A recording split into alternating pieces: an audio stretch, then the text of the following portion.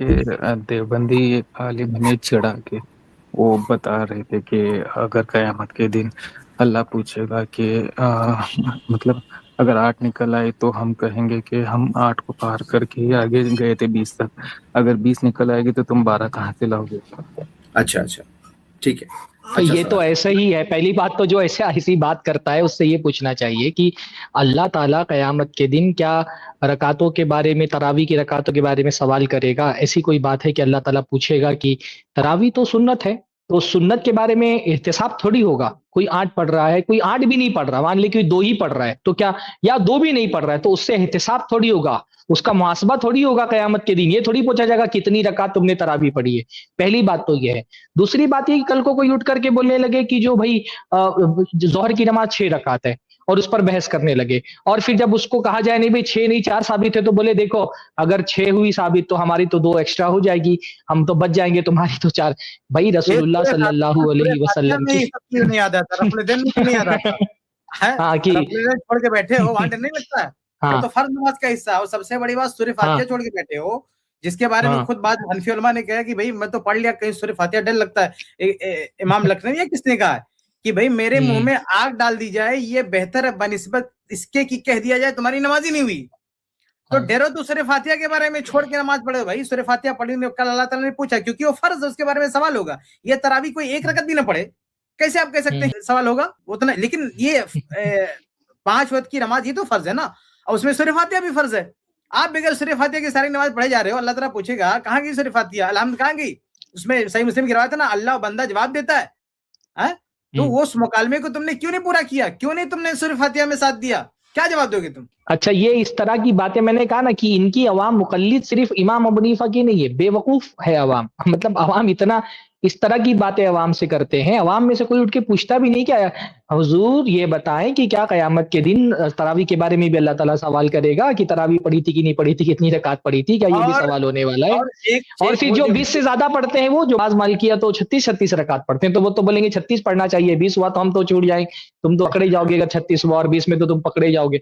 तो भाई ये सब ना अवाम को बेवकूफ बनाने की तरीके हैं। अच्छा मान लें, मतलब एक बफर्ज़े महल के एतबार से मैं कहता हूँ कि अगर बफर्ज़े महल मान ले कि अल्लाह ताला कयामत के दिन ये सवाल करेगा, तो इज्तिहादी मसला है ना, इख्तिलाफी मसला है। इख्तिलाफी मसले में अगर किसी बंदे ने इज्तिहाद किया, उसको हदीस मिली 8 रकात तरावी की, उसको ये लगा कि ये 8 रकात की तरावी की हदीस सही है और उस पर उसने अमल कर लिया, तो इज्तिहादी मसाइल में क्या पकड़ होगी कयामत के दिन?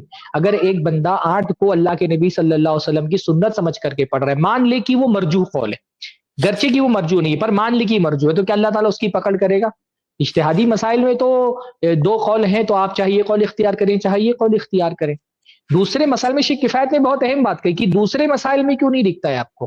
खवातीन को मस्जिद में जाने के मामले में क्यों नहीं दिखता है? रसूलुल्लाह सल्लल्लाहु अलैहि वसल्लम ला तमनु इमा अल्लाहि मसाजिद अल्लाह, अल्लाह ताला की बंदियों को मस्जिद से मत रोको। वहां क्यों नहीं रसूलुल्लाह सल्लल्लाहु अलैहि वसल्लम की हदीस दिखती? वहां तुमको ये क्यों नहीं याद आता? यहाँ तो रसूलुल्लाह ने बाकायदा मना फरमाया कि औरतों को मना मत करो। तुम मना करते हो, तुम इंतजाम नहीं करते हो, औरतों को आने नहीं देते हो, जिन मस्जिदों में औरतें आती हैं उनके बारे में तुम अनाप शनाप बोलते हो, फहश कलिमात बोलते हो। इस पर क्यों नहीं तुमको डर लगता है कि अल्लाह ताला तुम्हारी पकड़ कर लेगा कि मैंने औरतों को इजाजत दी थी मस्जिद में आने की, तुमने क्यों मना कर दिया उनको मस्जिदों में आने से? मैंने उनको इजाजत दी थी कि इबादत करे करके, तुमने इबादत से क्यों रोक लिया? तो ये अजीब सा मामला है, ये सिर्फ अवाम और को बेवकूफ बनाने वाली चीज है। और बात सबसे सिर्फ अहम इस बात पर होनी ये है, चाहिए कि रसूलुल्लाह सल्लल्लाहु अलैहि वसल्लम से साबित क्या है, 8 साबित है कि 20 साबित है, ये इस और पर एक बात बात ये होनी भी चाहिए। है कि ये शरीयत पे अमल करना कोई जुआ नहीं है कि ये हो हाँ सकता है वो हो सकता है। बसीरत के साथ अमल करना है। हैं? अलैकुम बिमा हाँ अरफ्तुम मिन सुन्नती, ये मुस्नद अहमद की हाँ रवायत है। अल्लाह के नबी सल्लल्लाहु अलैहि वसल्लम ने अपनी जिंदगी के आखिर हिस्से में एक दर्स दिया। सहाबा कहते हैं कि वजिलत मिनहल कुलूब, भाई दिल दहल गए, डर लगा। तो सहाबा ने कहा कि ऐसा लग रहा आखिरी नसीहत आप कुछ बताएं। तो अल्लाह के नबी सल्लल्लाहु अलैहि वसल्लम ने कहा कि मैं यईश मिनकुम फसयरा इख्तिलाफन कसीरा, कि तुम में से जो जिंदा रहेगा वो देखेगा आगे आगे बहुत सारे इख्तलाफात होंगे।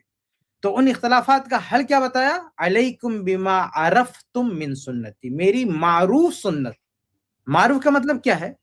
यानी सही मुस्लिम की एक दूसरी हदीस में मारूफ की तशरीह भी अल्लाह के नबी की हदीस से होती है कि एक जमाना आएगा यातुनकुम बिअहादीस, तुम में से कुछ लोग ऐसी हदीसें बताएंगे कि लम तारिफू, जिसको तुम और तुम ला अंतुम वला आबाउकुम, ना तुम तुम्हारे बाप दादा उसको जानते हैं।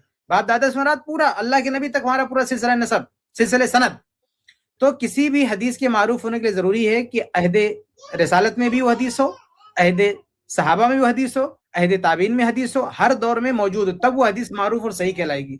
तो अल्लाह के नबी सल्लल्लाहु अलैहि वसल्लम ने मारूफ यानी सही और साबित चीजों पर अमल करने की ताकीद की है। ऐसे जुआ खेलने की तालीम नहीं दी अल्लाह के नबी ने कि एक आदमी ये कह रहा है, एक आदमी ये कह रहा है, जो ज्यादा क्वांटिटी वाला उसको ले लो कि क्या पता ये इसमें सब आ जाएगा। ऐसा नहीं है, आपको तफ्तीश करनी है क्या सही है क्या गलत, और सही चीज को बसीरत के साथ लेना, उस पर अमल करना। वैसे 8 और 20 जी, दोनों और में इसमें अगर कंफ्यूजन है, सपोज करिए कोई कहे कि कोई पकड़ गारंटी होगी, नहीं तो इनको नबी कि सल्लल्लाहु क्या अलैहि वसल्लम निकलेगा खुद क्या क्या। करते थे?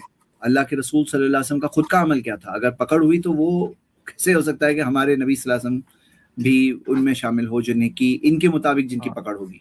हाँ, और सहाबा मेरा इकराम एक ने और जब सवाल है, जी, तो ये सवाल का छोटा जवाब तो सा। पूरा अच्छे से हो गया, मुझे ऐसा लग रहा है। आप बताइए हाँ, आपके ज़हन में क्या है और? मेरा जी। एक और मेरा खुद के लिए सवाल है। मैं जब ईशा की नमाज पढ़ता हूँ एक ना, सेकंड, तो आप उसके वो बाद शुरू करें उससे पहले ये बताओ कि ये जवाब आपको कन्विंसिंग और सैटिस्फैक्टरी लगा? हाँ हाँ, हो गया हो गया हो गया। ओके।